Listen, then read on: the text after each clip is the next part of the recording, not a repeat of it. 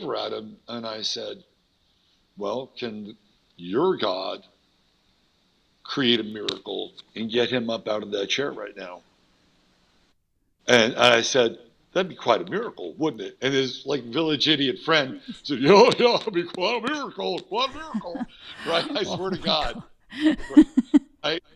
So it was funny. It was like I wasn't challenging him, but I kind of was challenging him, Mm-hmm. right? If you're going to put your faith on the line, well, put your faith on the line. Why don't you go over there and see what you can do with that fellow, Right. right? Not because I was defending the cards, but I was just trying to point out that if indeed your system was all that powerful and you did have access to that ability, well, here's your chance. Right. I don't purport to do that.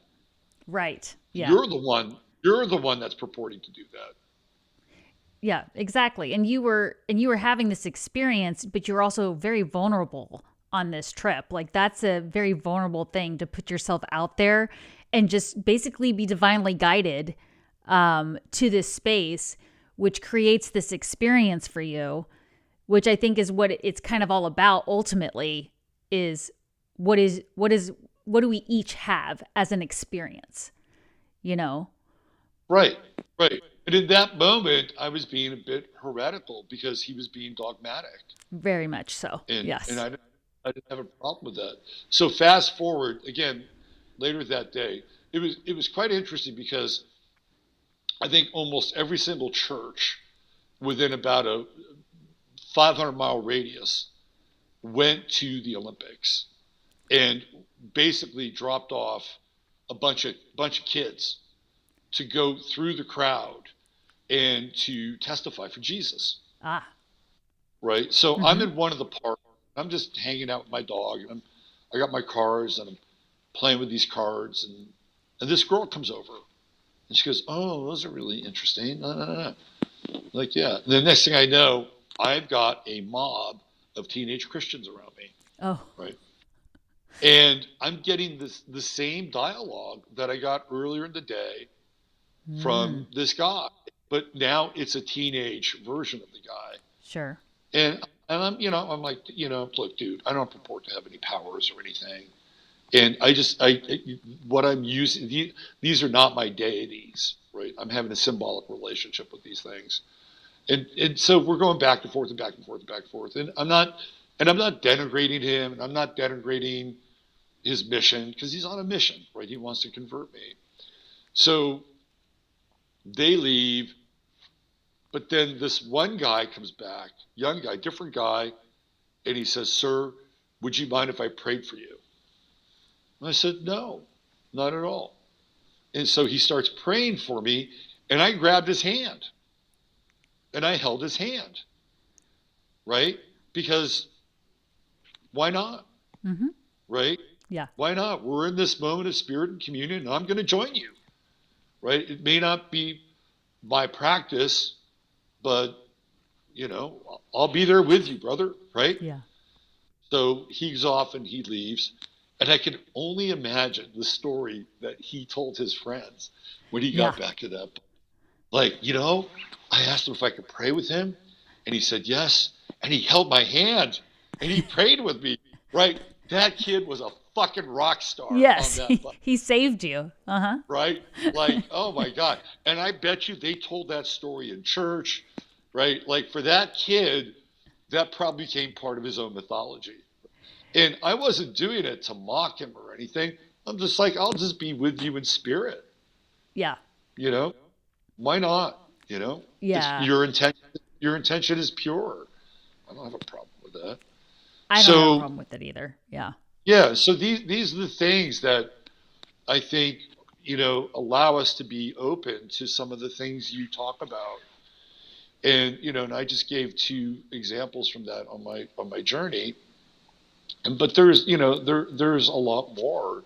Mm-hmm. And if you're looking for astrological kinds of angles, being open and being fluid is going to be very helpful in this area, Right. right? Because your ability to navigate these spaces without judgment, and I think that's probably a very important sort of qualifier without judgment is going to be helpful.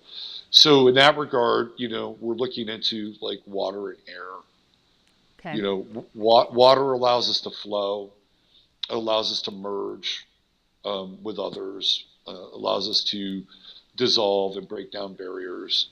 Water theoretically is the carrier of the spirit, and so is the air, right? There's spirit in everything. There's spirit in fire, and there's spirit in earth. But, when we think of spirit, we think of the air, as being a conveyor of spirit, right? Right. Breath, pneuma, that's spirit. Exactly. Water. When we look at water, what do we do with water? We can add things to water, right? Like corn or rice or whatever. And then we can distill water. We create spirits out of water, right? So water is also very spiritual. When we get baptized, we're in water because it's a carrier of the spirit. So from an astrological perspective, I think water and air are the two elements that keep us open to these experiences. Not that you can't have them with earth, but they're going to be different. Right. Right. When we're dealing with earth, we're dealing with form and boundary, Density. and density, right? So you're going to have different kinds of experiences. They're available, but they're going to be different. Right. And fire, there's spirit in fire, but again, it's going to be very, very different than I think what I would call the universality of air and water. Right. That makes sense. So kind of your Taurus, Virgo, and Capricorn earth signs are going to have a different approach to spirituality most of the time based on, unless they have a lot of water or air in their chart. It's kind of what I've experienced. Yeah. So if we're talking about phenomena, I'll give you an earth related experience that I had around that one time. So this takes place in the Pacific Northwest, and I'm with a friend, and we had decided, and all this stuff is very happenstance, right? So I was going there to pick up a motorcycle that I'd left behind and rent a trailer and then bring it back to the Bay Area, which I eventually did. But along the way, I went to this house that I used to live in. And I brought my friend to this house, and the guy who owned the house was there, and he remembered me, and then he said, "Hey, are you interested in buying some mushrooms?" And I'm like, "Yeah, sure, why not?" Right? So we wind up, getting a fair amount of psilocybin from this guy, and we decide that we're going to take it, right? And we start driving, and we wind up in the Olympic rainforest. And it's this one trailhead that will take you sort of back into the Salduck hot springs in the Olympic rainforest. They're not very big. They're small, but they're there, and you can play around with them. I've been there before. So my goal was to get there and then hike back and do these hot springs. It was an admirable goal. So we get to the parking lot, and I get out of the car, and this has to do with like earth spirit, right? And I get out of the car, and I start to hear this music. Nobody around, right? There's absolutely nobody around. And the music I'm hearing is kind of rhythmic. It sounds like it's a combination of sort of this rhythmic beat and what I would call sort of maybe atmospheric wind that was kind of moving in time with the music. And I'm like, did I step into a rave or something? Like, it is really unusual. And so now the person that I'm with, I'm trying to now get a gauge on my reality with them who are having their own experience, right? And I'm like, can you hear this? Can you hear this music? And they say, yes. So we're both hearing the same thing. And there's nobody around. And then all of a sudden, in the distance, at the edge of the woods, right? Because now we're getting into the wood area, but we're still in the parking lot. The edge of the woods, I can see this being in the foliage, Mm. right? And what I'm witnessing is the green man. Wow. So the green man is the universal spirit of nature, Mm-hmm. right? People would align the green man with Pan, but this was not a guy, playing a flute and cloven hooves. The closest approximation that I could get to is, did you ever see the movie Predator? You ever see the movie Predator? A long time ago, but yes. So there is this weird optical effect in Predator where the predator sort of blends in Mm-hmm. with the foliage. Yeah. That's what it looked like. But this wasn't like the Predator. Right. What it was it was, I swear to God, it was this manifestation of the green man that was emerging through the foliage, and we could see the shape and the form, and it was observing us Yeah. through this experience. So we're hearing this music, this rhythmic beat that is emerging out of nature, Wow. right? And then we're seeing the guardian of this forest look at us, and Right. and this is where it gets very weird, because I thought we were there for maybe 10 minutes. She said we were there for much longer. And Okay. so we have this displacement in time around this event, right? And there was part of me that was very intrigued by what I was seeing. And there was another part of me that was very startled by what I was seeing, Mm-hmm. because it didn't make sense to any part of my brain.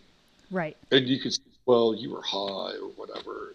And I think really what the place we were at was that this agency, right? The mushroom, the being, attuned us to the vibration of the place. And so we were in that vibrational state. Yeah. So I bring it up because that's a very earth oriented Right. experience around this. Like, that's how it could show up in that realm. And it's attuning you to it, definitely. I mean, I've heard of these, experiences like this too, where there's like in Mount Shasta, where there's like the root chakra of the earth, and people will have a lot of experiences there because they're really experiencing that earth energy in a different way, connected through nature. And what you mentioned about the observing is, I do think people sometimes forget that we're being observed too. Like, you're coming into this realm with me. What are you going to do? Right. Right. Exactly. Mhm. Exactly. It's like, clocking us. Yeah. And how did we appear to that being? You Right. know, did they see our corporeal form, or were they seeing, our biofield and our aura and everything else associated with it, right? Right. So yeah, that was a very interesting experience. And Mount Shasta go also ahead. brings up another Yeah. You've had experience. experiences there? Yeah, yeah. Yeah. So I used to go to this. I found this woman who was very interesting, and she had bought a bed and breakfast in Mount Shasta, which had the greatest sweat lodge I had ever been to. Right, like it was sort of like a posh sweat lodge in some ways, in that it had these wooden seats, and she had this wood burning stove inside a sweat lodge, so it could get really hot, and we sit on these benches. Like, it was so almost like a sauna in some Yeah. ways, Mm-hmm. but it was definitely sweat lodgy. And I would go there from time to time, and I would stay at her B and B. and she would lead these sweat lodges. And she had studied indigenous cultures, and was she was a junior college professor. And then she left that and she started this place. And we would go into this sweat lodge. And it was the only time I'd ever experienced something like this before. And she would have all these drums and rattles and things. So we would get in there and we would start to chant, and we would start to, play these instruments. And that place became almost like a vortex where, for lack of a better term, I would use the word channeling, because we would tone and ohm and sing, and I can't sing. But when I was in that space, I felt like an ancient Tibetan, or I felt like, a native elder, or you could, there was harmonizing going on that was angelic, right? It was really powerful. It wasn't traditional by any means, although she was very, how would I say, very serious about the whole thing, right? But again, what was happening? We were leaving space for something to occur and to be open. And so once there was a field of permission in that space, and it was very high vibrational, it was very profound. Right. Very, very profound. So in that instance, we were combining the elements. We had fire in the sweat lodge, right? We had air in the sweat lodge. We were connected to the earth, Mount Shasta, which was the root, right? And the water would play a very important role when we would leave the sweat lodge. Right. Because she had a cold tub, and we would hit the cold tub. Wow. And then go back and do it again. So that's when all the elements would come together. And it was a very magical place. I don't know what happened to it. She probably sold it at some point. I found, I've only been there once. I went last June, but I found it's so majestic there. I had experiences there, and I also felt some trickster energy there too. So it's interesting. Like there's like a really sensitive, being that close to the root chakra of the earth. It's like you had to really pay attention to the energies you were getting. But I like what you brought up about the permission side of it too, because that's a big thing I always talk about is, like you said, being open, putting yourself in a place where you feel safe, connecting is definitely going to help with having these higher connections, these high vibrational connections. And then also for those out there who are wondering, am I a medium or am I a psychic? You have to be in a space where you feel safe tapping into those abilities.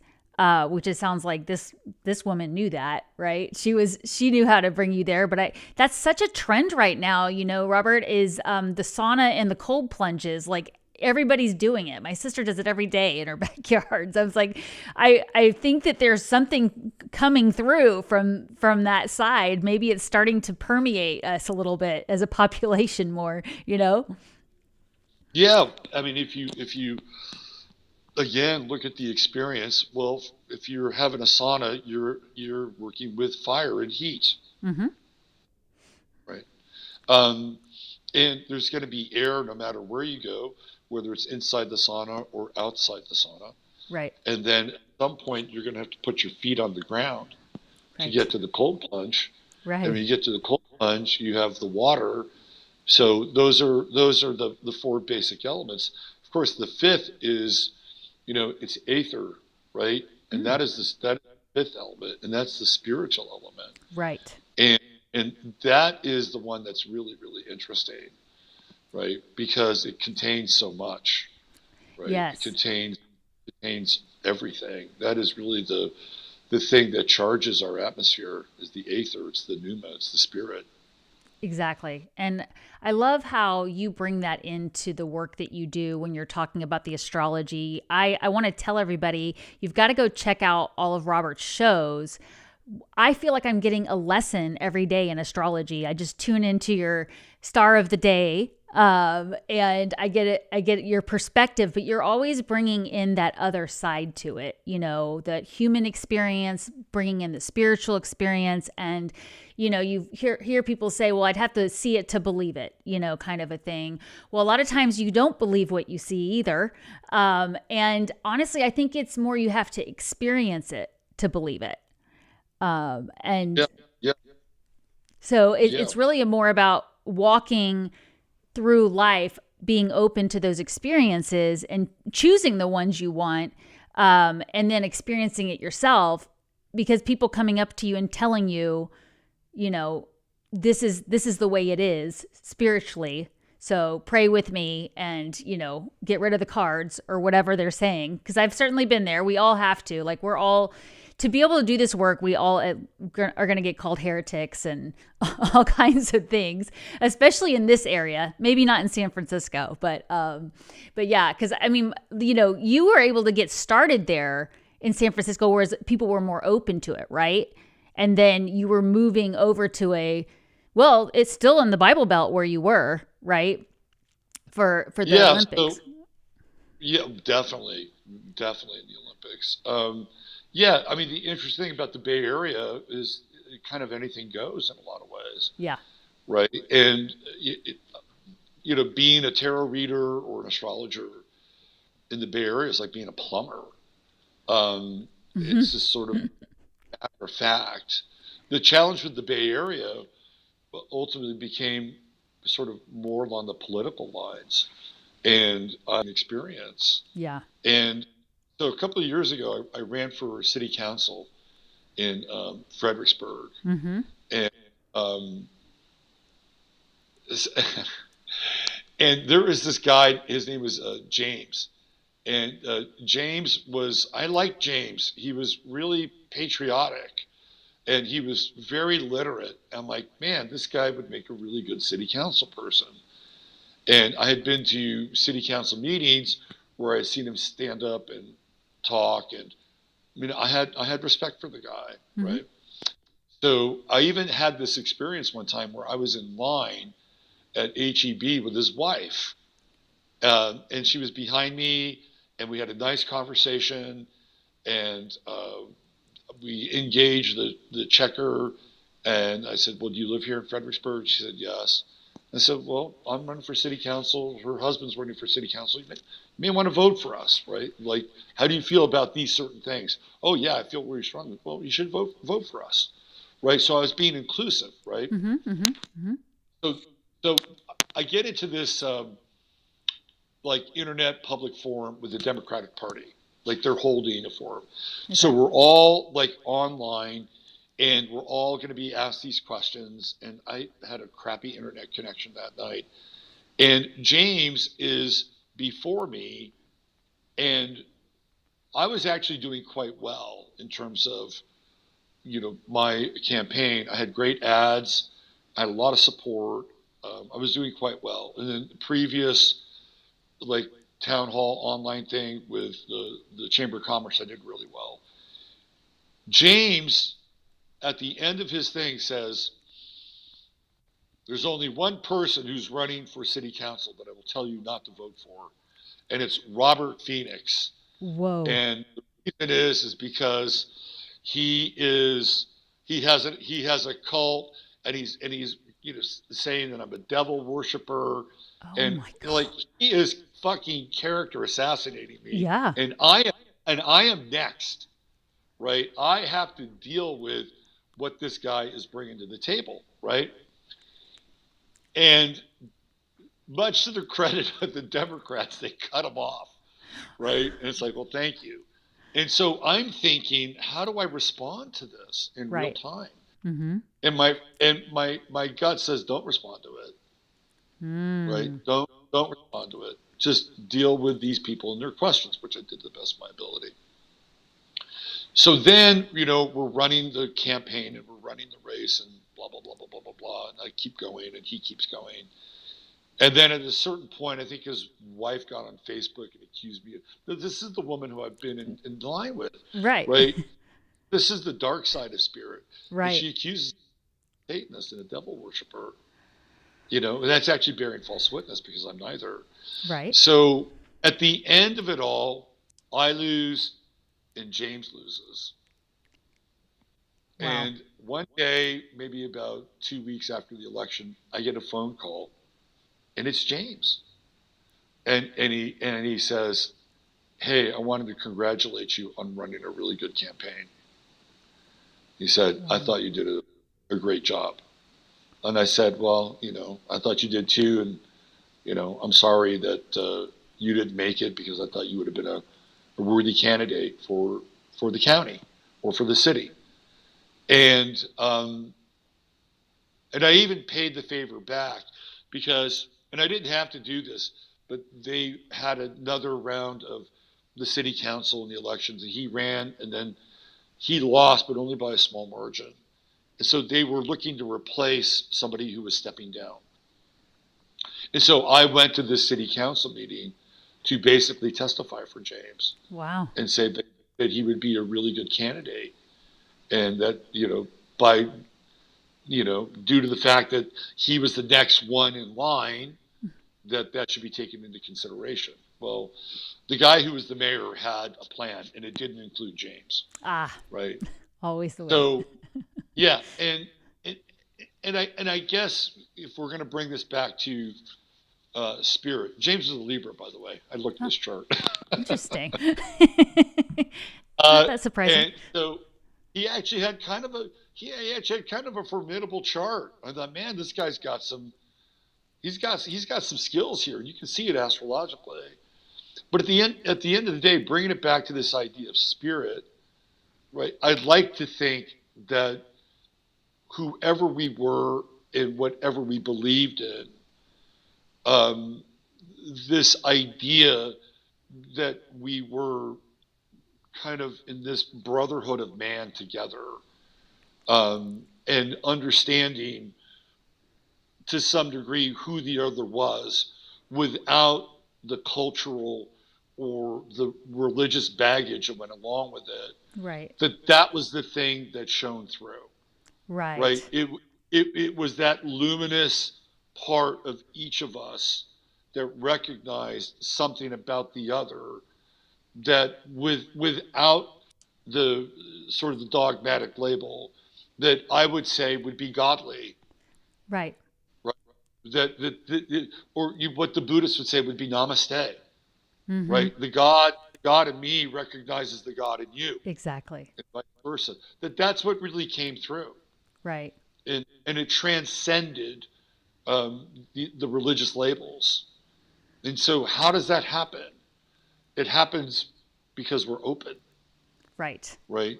We're keeping the field open. And I could have said, "Oh, fuck that son of a bitch," Yeah. fuck that Bible thumper, and I could have said, "Yeah, well, fuck you, James. You tried to, torpedo my election during that call," Right. but I didn't do that. And I'll tell you why I didn't do that. Because number one, I had respect for him and I wanted to stay open. But number two, that's politics. Right. When you get into that world, you better be prepared for stuff like that to happen. Exactly. Exactly. That was a hit, right? They were performing a hit on me, and they were going after the place that they thought that I was vulnerable. Weakest. Right. Yeah. And Especially so, given the area. Yeah. right, and so that's part of the game. That's just part of the game. It's just part of the game. And it's like, I feel like there's also was this soul contract between the two of you to go through that motion. Cause like you came out of it with such the high ground, to be able Yeah. to work through that karmic cycle there and let the divine rise above it, is very spiritual in of itself. It feels like a completion of something, which I think we can I think choose to complete properly or not, yes, I think that's important, right? Like if I had a lot of takeaways from that experience, but that's an important takeaway that Mm-hmm. we did have closure, and at the end of the day, I think we had mutual respect for one another, Yeah. and that was the thing that all along, I knew who that guy was, and he had the best interest of the community, I think, at heart. Mm-hmm. Now, he was also a real estate developer. So he had some of that as well, Mm-hmm. right? So he Mm-hmm. has some self-interest, Sure. but that's politics. That's That's the way human. it Yeah, goes, exactly. right? Well, There's going so to be self. did it cause you to pivot anything with the work you did? Did you end up changing your focus with where you were headed with what you were doing? Was it kind of one of those square moments? Because I know you talk a lot about like, Pluto square Pluto, those kinds of things when you're looking for divine experiences and things like that. Did it change anything big for you? Yeah, it basically, said to me, don't run for city council again, Right. Yeah. right? Like I could be built for it, but I'd rather be doing other things.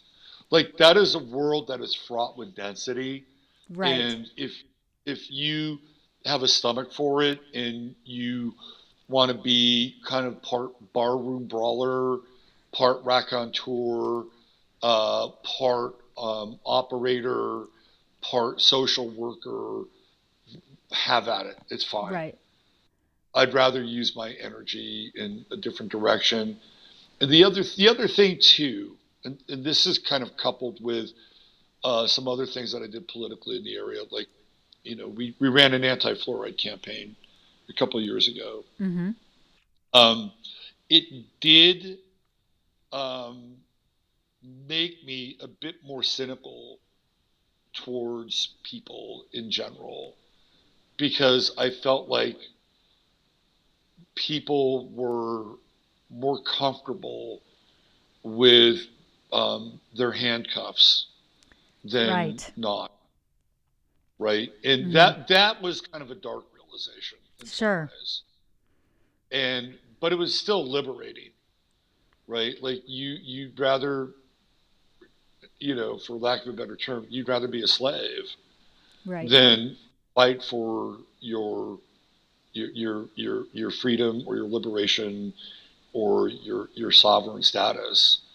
And the lesson there is that people are only willing to experience change Mm-hmm. when they're ready and when they consent to it. And that's the beautiful thing about what we do, Devon, is that when we sit across from somebody, we already have an agreement Yes. that they have consented in that moment to have an exchange with you and I, Right. right? Whether a contract that somebody sends out or just by the fact that, you know, they paid for the reading and the time, they're saying yes, Right. right? And I'd much rather be in a yes environment than a no environment, I right? agree. I think we all want to look for that in any work we do because I feel like that means we're safe to do the work we want to do. If we're in an environment of resistance, I know I used to kind of hide behind the name of my business instead of putting my name out there. I didn't always call myself an angel intuitive or an astrologer because